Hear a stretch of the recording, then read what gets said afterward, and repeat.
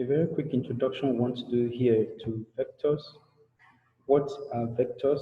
What are scalars? How do we represent vectors? And how do we add or subtract vectors? These are all part of what we'll be looking at in this very lesson. And we may do one or two calculations, but we'll devote this lesson entirely to the look at what vectors are and how they are presented. One or two examples we'll do, and that will round up the lesson. So let's begin by looking at what a scalar quantity is. What is a scalar quantity? A scalar quantity is simply anything in life that can be described by just a number. A scalar quantity is such quantities that have magnitude or size only. A scalar is just a quantity which can be referred to its size or its magnitude, how big or how small it is. So when we talk about quantity, just it means how big, how small. When we talk about vectors, we're not talking about just the quantity, we're talking about it in addition with something else. Examples of scalars, we have temperature, we have my age, we have a volume, we have area, and so on and so forth. But what is a vector? A vector refers to a quantity which has direction added to it. We mean that if the quantity talked about has direction added to it, then we're talking about vector. Well, we'll leave much of the details of that to the physics students. Vectors have magnitude and direction. That's the point I want us to note here. Why scalars have just a magnitude. Examples of vectors include velocity, we have displacement also. Velocity, for example, wind velocity is 20 kilometer per hour in the east direction is an example of a vector. The same thing with displacement. But let's leave all of that and go to the main discourse of business as regarding mathematics. We have vectors representation in form of a straight line with an arrow on it. The arrows indicate the direction of the vector. So the length of the line indicates its size or magnitude. The length of the line indicates its size or magnitude. Now we can write vectors in this form called column or column vectors. Please ignore the square brackets. We normally use the brackets we are used to, not really square bracket. Please, in your writings, do not use square brackets. Use the normal brackets. I would prefer. Now, the number on top here is describing movement along the x axis, and the bottom one here describes movement along the y-axis. When we represent these on the Cartesian plane, when we represent these on the Cartesian plane, the vector will be described by movement in the x direction, 3 steps to the right, movement in the y direction for the number below, 1 step to the right, 1 step upward, please. For movement in the y direction, we'll be talking about movement upward or downward. For movement in the x direction, we'll talk about movement to the left or to the right. We'll talk about that much later.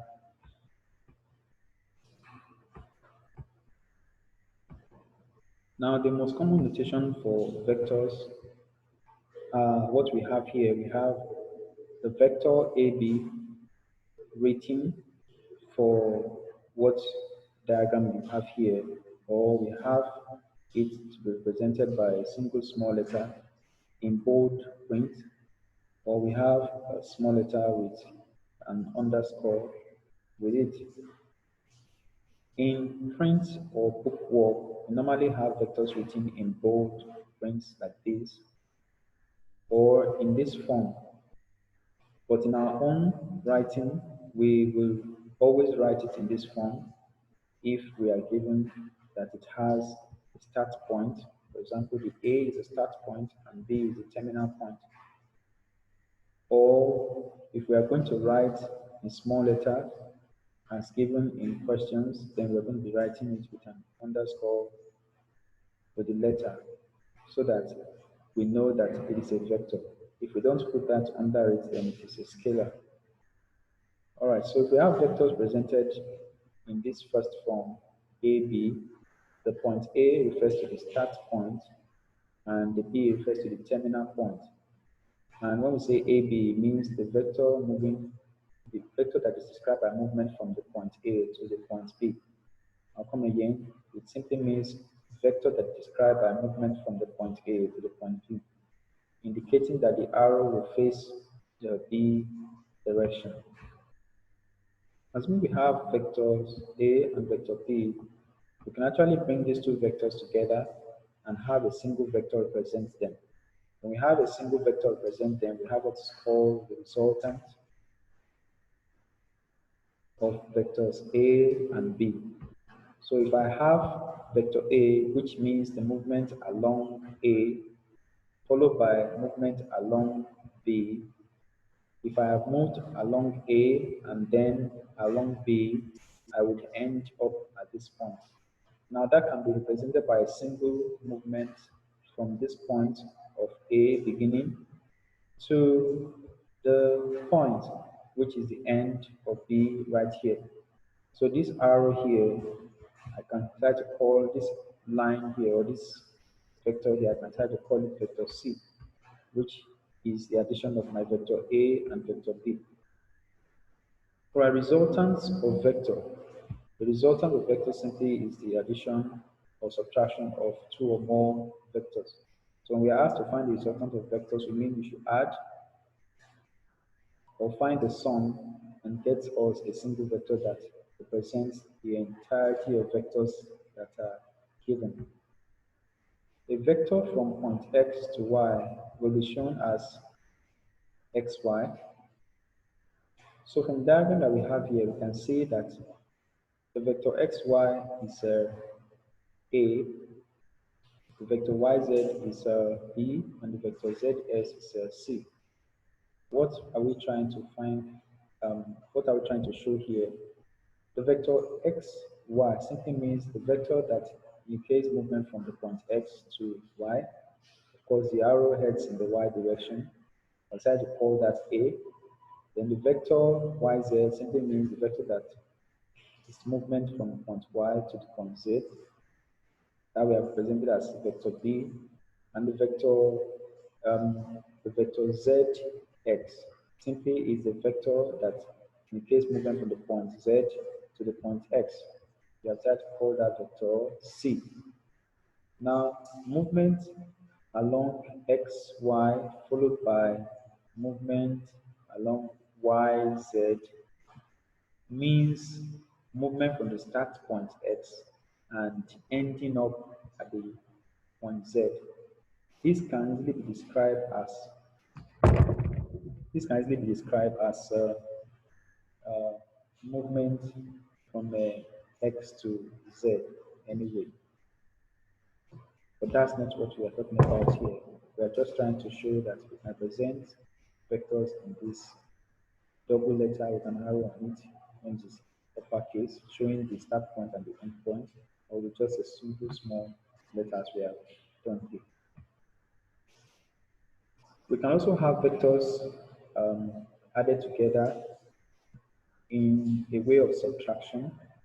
So if we have the negative vector here, B, please don't mix this up with the initial one we did. This is a vector is a negative vector minus B, and this is a vector A. Now the combination of the two vectors will also give us a vector that indicates starting points of A and ending points of a minus B. So I can start to call that also a vector C, and then I have A minus B. Now let's talk about what negative or inverse of a vector is. I just mentioned negative vector now. If I have, first of all, we should consider what equal vectors are. If I have a vector presented by this line you see here and another one, you can see I have actually made sure that the two of them are of equal length. So if vectors have equal length and they are facing the same direction or they have the same direction, we can say such vectors are equal vectors. Equal vectors are vectors that have the same magnitude and have the same direction. If I have vector AB and we have that um, vector BA will be the vector that indicates the opposite direction of vector AB. Vector AB movement from A to B. Vector BA will definitely be movement from B to A. That is a vector that is in the opposite direction of vector AB. Definitely, I can write that vector BA is the negative of AB. Negative there indicates opposite direction. Of course, if I have vector BA, then it means the vector that starts at B and ends at A. So that's where the negative sign will indicate that vector BA is negative of vector AB. Now,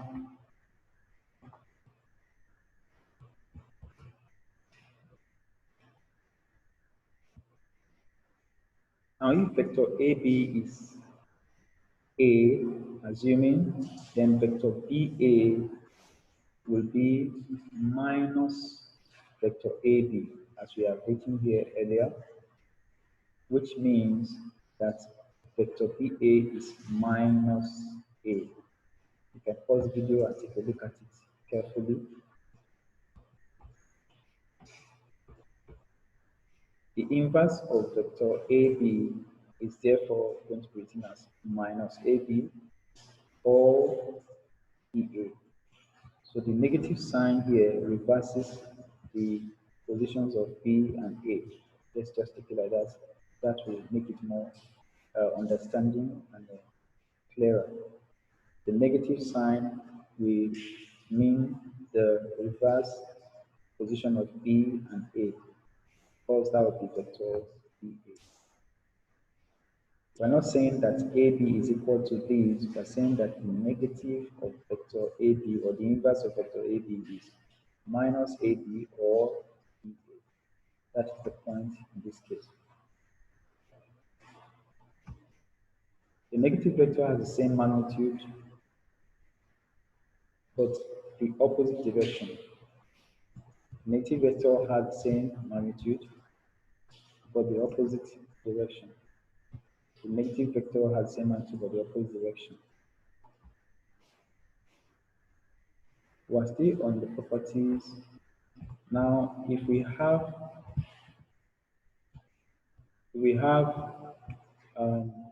if different size vectors have the same direction,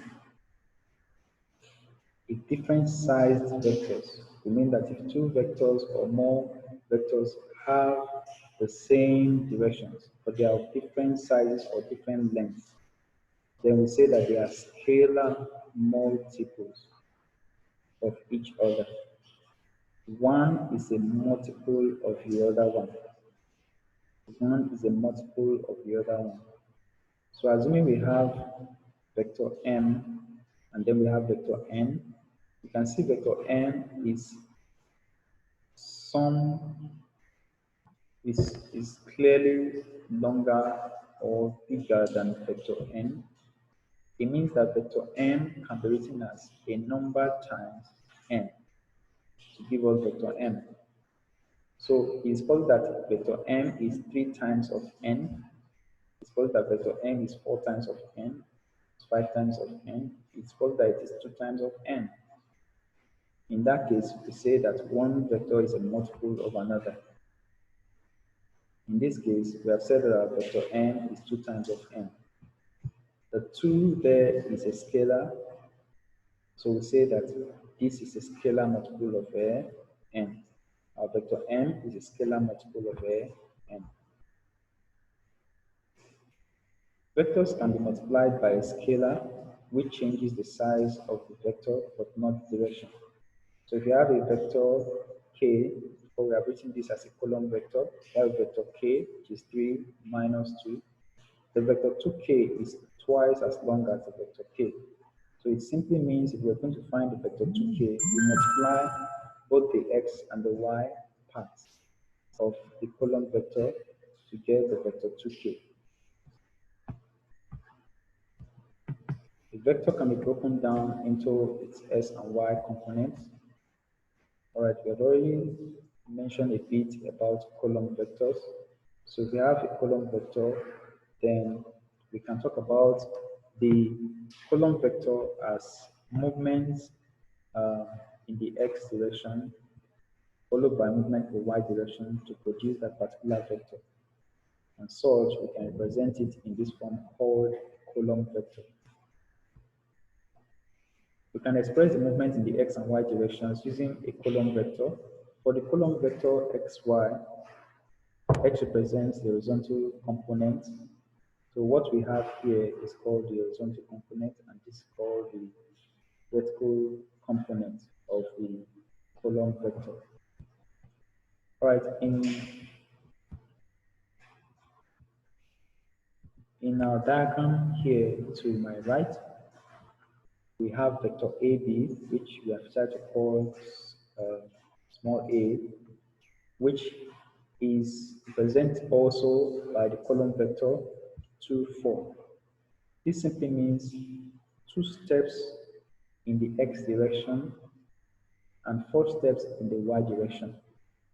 But let's clarify something again. Because this 2 is positive, means 2 steps in the right direction of x, and for 4, it means 4 steps in the y direction, which is upward direction of y.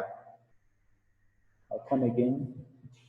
Plus 2 is what you have here. It means x movement 2 steps to the right.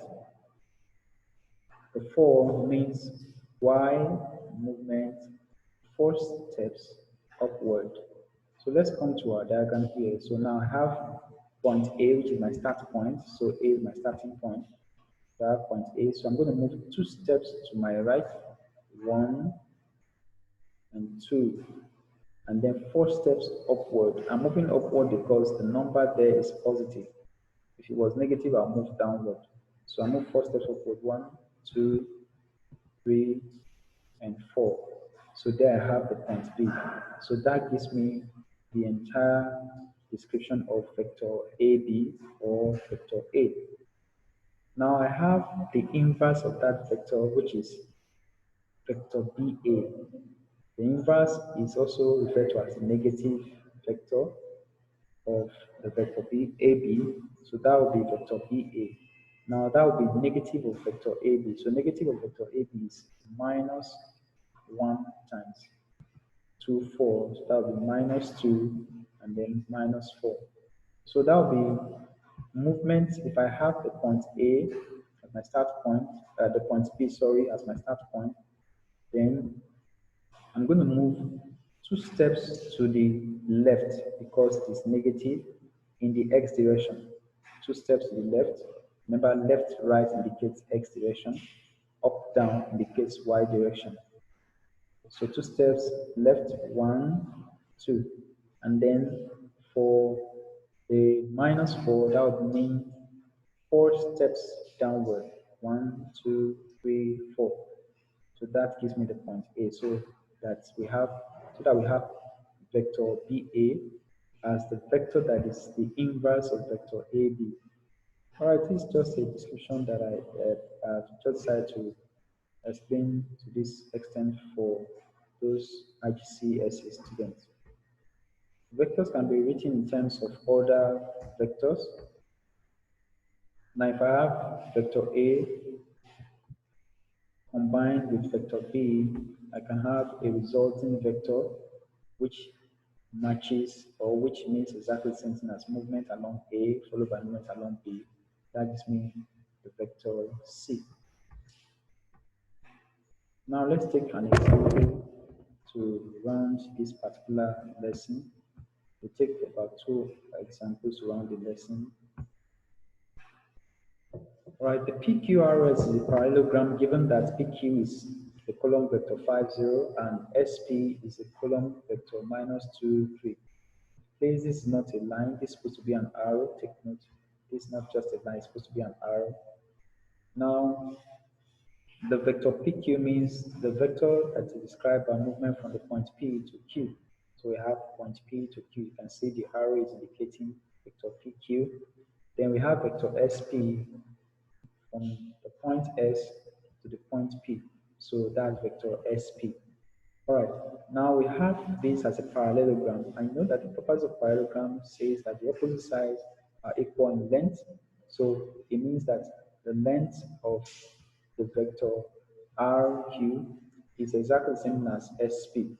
So we are saying that vector RQ and vector SP are equal vectors. Likewise, vector PQ and vector SR are equal vectors. Mind the way I have pronounced, I have called the vectors PQ. PQ means the arrow is heading the Q direction. Then the same way SR. So the arrow is heading the R direction. So you see the vectors are in the same direction and they are the same length. So therefore they are equal vectors. The vector SP is equal to vector RQ. But what are we asked to find? We are asked to express each of the following vectors as a column vector. We are asked to express QR and we are asked to express SR as a column vector. Now the vector QR means the vector whose initial point is Q and the terminal point is R. Now that's vector QR. If I was asked to find the vector RQ, I would have said that RQ is exactly the same thing as SP. But I'm not asked to find RQ. Instead, I'm asked to find QR. QR means the vector that's in opposite direction to SP. SP. But I'm asked to find QR. Take note of that as we go on to the solution. The same, I'm also asked to find the vector SR. Vector SR means movement from X to R. That is exactly the same direction to PQ, and PQ is given to me. So let's see the solution. Now the vector QR is the same as vector PS. Vector QR is the same as vector PS.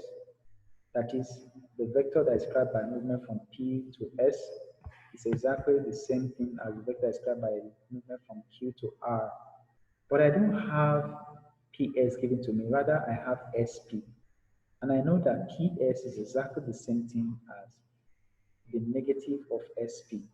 In other words, the vector PS is in opposite, the vector PS is exactly the vector that is in opposite direction to SP, or vector SP is also the one that is exactly the same in opposite direction to PS. So PS is negative of SP. I'll come again. Vector PS is the negative of SP. PS is the negative of SP. Look at the diagram, you see that clearly. So that my vector PS will now be equal to minus the column vector of SP, which is -2, 3. So that will give us 2 and -3. How do we get 2 and -3? The -1 here multiplies -2, get 2. The -1 here multiplies the 3, so we have -3. Now the vector SR, from our parallelogram, you will see obviously that vector SR is equal to vector PQ. They are equal vectors because the opposite side of parallelogram are equal, and they are also equal because they are facing the same direction. So the two vectors are equal, and they are facing the same direction. So therefore vector SR is going to be vector PQ, which is going to be the column vector 5, 0. Now let's take a look at this example to finalize our class for this today. We have the diagram here showing vectors A, B, B, C, to C, D. Of course, we can talk about vector DE, that's vector that has the arrow pointed in the E direction. We can have vector EF, we can have vector FA. All right, now to we're asked to write the following vectors in terms of A, B, C. So we are given the vectors BA, CB, DC, AC, and AD to write in terms of A, B, and C. So mind you, the vectors AB, BC, and CD are given to us. Vector AB is given to us as A, vector BC is given to us as B, and vector CD is given to us as C. Sorry, this is a mistake. This C should be down here. This should be actually here. Okay, so vector BA. Vector BA, let's see. Vector BA is not given. What they are given is vector AB. Vector AB is given as A. Now, vector BA is the vector that is equal to AB, but in the opposite direction to AB. So what would that be? I'm sure you want to guess what that would be. Okay, so what is your guess? Vector BA is in the opposite direction to AB, so that will give us minus A. That is very simple. What about vector CB? We are given vector BC. We are given vector BC, or you can see the arrow. But the vector CB is in opposite direction to BC. Vector CB is in opposite direction to BC, but they are equal, just that they have opposite directions. So vector CB definitely is going to be minus B. In the same way, vector CD is given to us as C, but we have to find vector DC. Vector DC is in opposite direction to CD. Vector CD, DC is in opposite direction to CD, so that we have the vector DC as minus C. Now we have to find the vector AC. The vector AC means the vector that runs from point A and terminates at C. So it means that it's going to be a combination of vector AB and vector BC. Vector AB followed by the movement along vector BC will give us vector AC. So I have this as the vector AC. Now it means movement along AB followed by movement along AC. We can write that as vector AB plus vector BC. Of course, we write it as vector AB plus vector BC. The B's we cancel out. We'll talk about that much later in another lesson. But let's just work with this as simple as we can see it here. So that will be vector A plus vector B. So we have expressed AC in terms of A and B. Now the last one we have vector AD.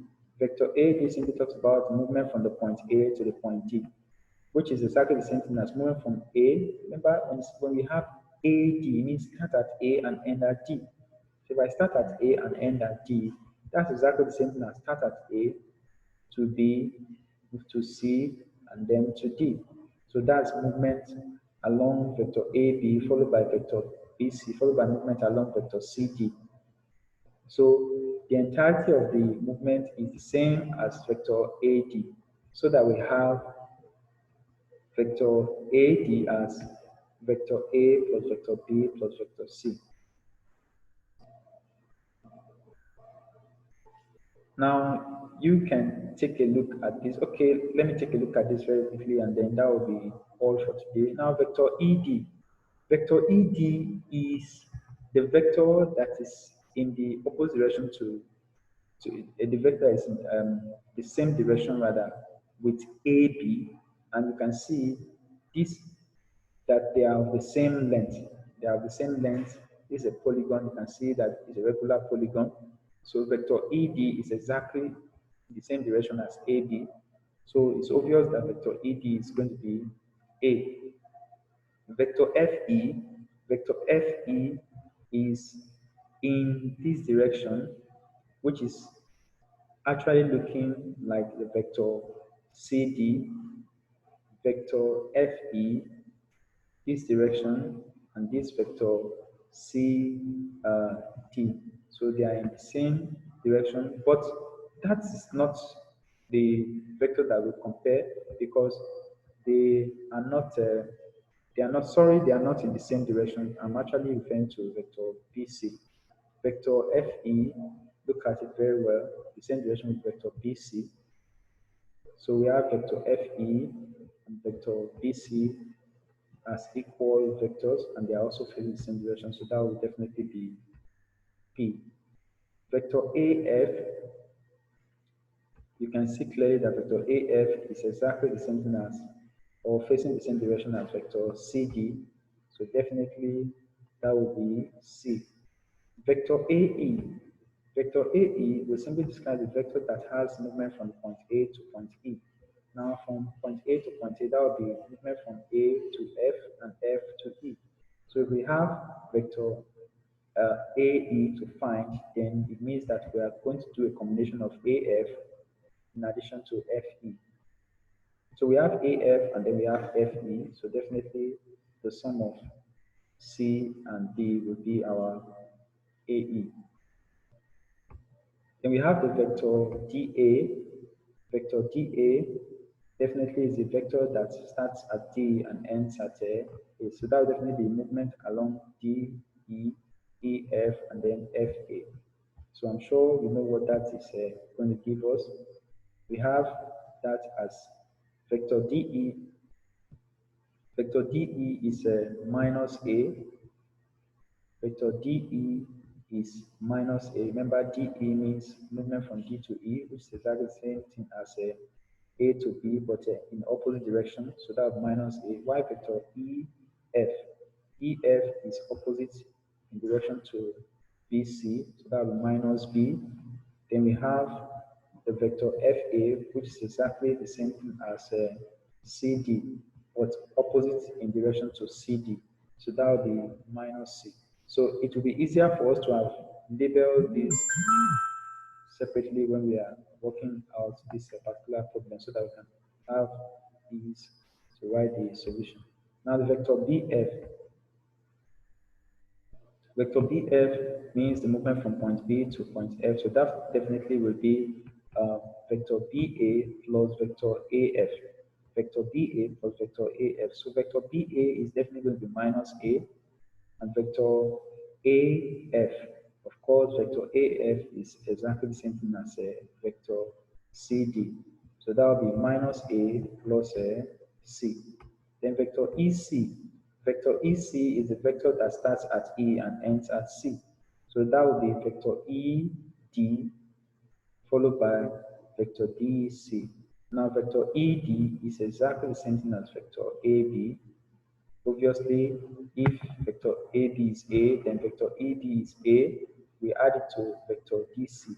Now vector DC is actually minus C because it's in opposite direction to vector CD. So that would be A minus A, C.